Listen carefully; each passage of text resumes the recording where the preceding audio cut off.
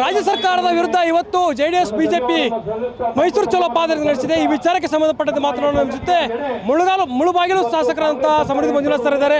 Sir, ಇವತ್ತು ಹೋರಾಟ ಮೊದಲ ದಿನ ಯಶಸ್ಸು ಕಾಣ್ತಾ ಇದೆ. ತುಂಬ ಅದ್ಭುತವಾಗಿ ಮೂಡ್ ಬಂತು. ಬೆಳಗ್ಗೆ ಸ್ಟಾರ್ಟ್ ಆಗಿದ್ದು 12 ಗಂಟೆ ಸ್ಟಾರ್ಟ್ ಆಗಿದ್ದು ಇಲ್ಲಿ ತನಕ ಪಾದಯಾತ್ರೆ ಬಂದಿದ್ದೀವಿ. ನಾಳೆ ಬಹುಶಃ 22 ಕಿಲೋಮೀಟರ್ ನಡಿಬೇಕಾದ್ರೆ ಇವತ್ತು ಇಲ್ಲಿ ನಿಲ್ಲಿಸ್ತಾ ಇದ್ದೀವಿ. ಇವತ್ತು ಬಿಡದಿ ನಿಲ್ಲಿಸ್ತಾ ಇದ್ದೀವಿ. ಸೊ ಖಂಡಿತವಾಗ್ಲೂ ಈ ಬಂಡ ಸರ್ಕಾರ ಬಹುಶಃ ಏನಾದರೂ 16 ಇದರಲ್ಲಿ ಚರ್ಚೆಗೆ ಅವಕಾಶ ಮಾಡಿಕೊಟ್ಬಿಟ್ಟಿದ್ರೆ ಇವತ್ತು ಈ ಗತಿಗೆ ಬರ್ತಾ ಇರಲಿಲ್ಲ. ಬಹುಶಃ ನನ್ನ ಪ್ರಕಾರವಾಗಿ ಸಿದ್ದರಾಮಯ್ಯ ಎಕ್ಸ್ಪೆಕ್ಟ್ ಮಾಡಿರಲಿಲ್ಲ ಈ ಮಟ್ಟಿಗೆ ಇವ್ರು ಬೀದಿಗೆ ಇಳಿತಾರೆ ಅಂತ. ಹೊಸ ಶಾಸಕರಾಗಿ ಕೂಡ ನಮಗೂ ಒಂದು ಅನುಭವ, ವಿಧಾನಸೌಧದಲ್ಲಿ ಮಲ್ಕೊಳ್ಳೋದು ಮತ್ತು ಪಾದಯಾತ್ರೆ ಮಾಡೋದು, ಹೋರಾಟ ಮಾಡೋದು ಒಂದು ಅನುಭವ ಆಗಿದೆ. ಸೊ ಖಂಡಿತವಾಗ್ಲೂ ಮುಂದಾದರೂ ಎಚ್ಚೆತ್ಕೊಂಡು ಈ ಸರ್ಕಾರಕ್ಕೆ ಏನಾದರೂ ಮಾನ ಮರ್ಯಾದೆ ಇದ್ದರೆ ಖಂಡಿತವಾಗ್ಲೂ ಏನು ಹಗರಣ ಆಗಿದೆ ಹಗರಣಕ್ಕೆ ತಕ್ಕ ಉತ್ತರ ಕೊಡಬೇಕಂತ ಕೇಳ್ಕೊತೀನಿ. ಸರ್, ಇವತ್ತು ರಾಮನಗರ ಭಾಗದಲ್ಲಿ ಈ ಭಾಗದಲ್ಲಿ ಜನಾಂದೋಲನ ಕಾರ್ಯಕ್ರಮ ಮಾಡ್ತಿದ್ದೀವಿ. ಬಿಜೆಪಿ JDS ಹಗರಣ ತೆಗಿತೀವಿ ಅಂತ ಕಾರ್ಯಕ್ರಮಗಳನ್ನ ಮಾಡ್ತಾ ಇದ್ದಾರೆ. ಜನಾಂದೋಲನ ಅಂದರೆ ನಾವು ಮಾಡ್ತಕ್ಕಂಥ ತಪ್ಪುಗಳನ್ನು ಜನಕ್ಕೆ ಕೇಳೋದೇ ಜನಾದೇಶ ಅಂತ ಕೇಳ್ತಾರೆ. ಇವತ್ತು ನಮ್ಮನೆಗೆ ತಕ್ಕ ಏನು ಆಯ್ಕೆ ಮಾಡಿಕೊಟ್ಟಿದ್ದಾರೆ ಜನಕ್ಕೆ ಗೊತ್ತಾಗಲಿ ಯಾರು ಹಗರಣ ಮಾಡಿದ್ದಾರೆ. ಮೂಢ ಹಗರಣ ಇರ್ಬೋದು, SC ಹಗರಣ ಇರ್ಬೋದು, ಅಭಿವೃದ್ಧಿ ಎಲ್ಲ ಹಗರಣ ಜನಕ್ಕೆ ಬಯಲಾಗಲಿ ಅನ್ನೋ ಕಾರಣಕ್ಕೋಸ್ಕರ ನಾನು ಕೇಳ್ಕೊತೀನಿ. ಸರ್, ಇವತ್ತು ಸಿದ್ದರಾಮಯ್ಯವರು ಈ ಒಂದು ರಾಜ್ಯಪಾಲರ ನೋಟಿಸನ್ನು ಕೂಡ ವಿರೋಧಿಸುವಂಥ ಕೆಲಸವನ್ನು ಮಾಡಿದ್ರು.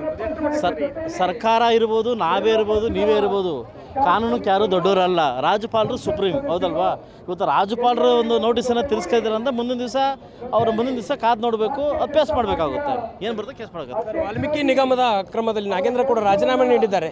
ಅದರ ಈ ಮೂಢ ಕೇಸನ್ನು ಕೂಡ ನನ್ನ ಹೆಂಡತಿ ತಪ್ಪು ಮಾಡಿಲ್ಲ ಅಂತ ಸಮರ್ಥನೆ ಮಾಡ್ಕೋತಾರೆ. ಎಷ್ಟು ಮಟ್ಟಿಗೆ ಮಾನ್ಯ ಮುಖ್ಯಮಂತ್ರಿಗಳ ಬಾಯಲ್ಲೇ ಬಂದಾಗ 187 ಕೋಟಿ ಹಗರಣ ಆಗಿಲ್ಲ, ಬರೀ 87 ಕೋಟಿ ಹಗರಣ ಆಗಿದೆ ಅಂತ ಮಾನ್ಯ ಸಿದ್ದರಾಮಯ್ಯರು ಕೇಳಿದ್ದಾರೆ. ಸಿದ್ದರಾಮಯ್ಯನವರು ಒಬ್ಬ ಶಾಸಕನಾಗಿ, ಹೊಸ ಶಾಸಕನಾಗಿ ನಿಮಗೆ ಒಂದು ಪ್ರಶ್ನೆ ಕೇಳಲಿಕ್ಕೆ ಇಷ್ಟಪಡ್ತೀನಿ. 1 ರೂಪಾಯಿ ಕದ್ದನಿಗೆ 1 ರೂಪಾಯಿ ಕಳ್ಳ ಅಂತಾರೆ, 100 ರೂಪಾಯಿ ಕದ್ದು 100 ರೂಪಾಯಿ ಕಳ್ಳ ಅಂತಾರೆ, ಕಳ್ಳನ ಅಂತ ಕರೀತಾರೆ. ನಿಮ್ಮ ಬಾಯಲ್ಲೇ ಸಾಬೀತಾಗಿರೋದ್ರಿಂದ ಖಂಡಿತವಾಗ್ಲೂ ಇದನ್ನು ಮುಂದೆ ತಗೊಂಡು ಹೋಗ್ಲಾರ್ದೆ ನಮ್ಮಂಥ ಯುವ ರಾಜಕಾರಣಿಗೆ ನಾಂದಿ ಆಗಲಿ ಅಂತ ಕೇಳ್ಕೊತೀನಿ. ಸರ್, ಇವತ್ತು ಕುಮಾರಸ್ವಾಮಿ ಅವರು ಪಾಲ್ಗೊಂಡಿದ್ದರು. ನಿಖಿಲ್ ಕುಮಾರಸ್ವಾಮಿ ಅವರು ಜವಾಬ್ದಾರಿ ಹೊತ್ಕೊಂಡು ಇವತ್ತು ಹೋರಾಟದಲ್ಲಿ ನಿಮ್ಮ ಜೊತೆಗಿದ್ದಾರೆ. ಎಷ್ಟು ಹೇಗಿದೆ ಸರ್ ಹೋರಾಟ? ನಿಮಗೂ ಮೊದಲ ಪಾದಯಾತ್ರೆ ಕೊನೆ ಆಗೋ ತನಕ, ಅಂದರೆ ಈ ಒಂದು ಸರ್ಕಾರ ಕೊನೆ ಆಗೋ ತನಕ ನಮ್ಮ ಹೋರಾಟ ಇದೇ ಥರ ಇರ್ತದೆ.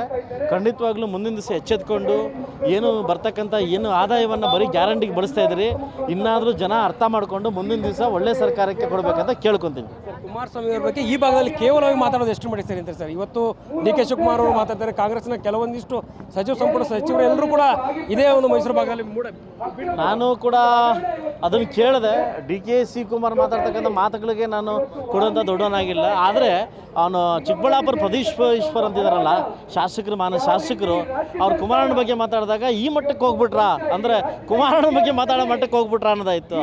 ಇದು ಎಲುಬಿಲ್ಲದ ನಾಳೆಗೆ ಎಲ್ಲಿ ತಿರುಗ್ಬೋದು. ಯಾಕೆಂದರೆ ನೀವು ಸಂಸದರ ಮೇಲೆ ಚಾಲೆಂಜ್ ಆಗ್ತವ್ರು. ನೀವು ಏನಂದರೆ ಅವ್ರು ಸಂಸದರನ್ನು ರಾಜೀನಾಮೆ ಕೊಡ್ತೀನಿ ಅಂತ, ಅದಕ್ಕೆ ಫಸ್ಟ್ ತಕ್ಕ ಉತ್ತರ ಕೊಟ್ಟು ಮಾತಾಡಲಿ ಅಂತ ಪ್ರದೀಪ್ ಈಶ್ವರ್ಗೆ ನಾನು ಕೇಳ್ಕೊತೀನಿ. ಕೊನೆಯ ಪ್ರಶ್ನೆ, SC/STಗಳ ಹಣವನ್ನು ನುಂಗಲಾಗಿದೆ. SC/STಗಳ ಹಣವನ್ನು ಗ್ಯಾರಂಟಿ ಯೋಜನೆಗಳಿಗೆ ಬಳಸ್ತಾ ಇದ್ದಾರೆ.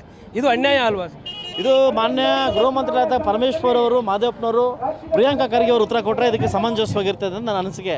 ಇವತ್ತು ಬರದಾಗಿರ್ತಕ್ಕಂಥ ನಮ್ಮ ಜನಕ್ಕೆ ಈ ಥರ ಮೋಸ ಆಗೋದು ಯಾವ ಸರಿ ಅಂತ ನಾನು ಕೇಳ್ಕೊಂತೀನಿ. ಮೀಸಲಾತಿಗೆ ಇಟ್ಟಿರ್ತಕ್ಕಂಥ ಕೆಲವು ಅಮೌಂಟನ್ನು, ಆ ಕ್ಷೇತ್ರಕ್ಕೆ ಹೋಗ್ಬೇಕಂತ ಅಮೌಂಟನ್ನು ಇವ್ರು ಬಳಸ್ಕೊಂಡು ಸರ್ಕಾರಕ್ಕೆ ಬಳಸ್ಕೊಳ್ಳೋದು, ಈ 3 ಜನ ಕೇಳೋಕ್ಕೆ ನಾನು ಇಷ್ಟಪಡ್ತೀನಿ.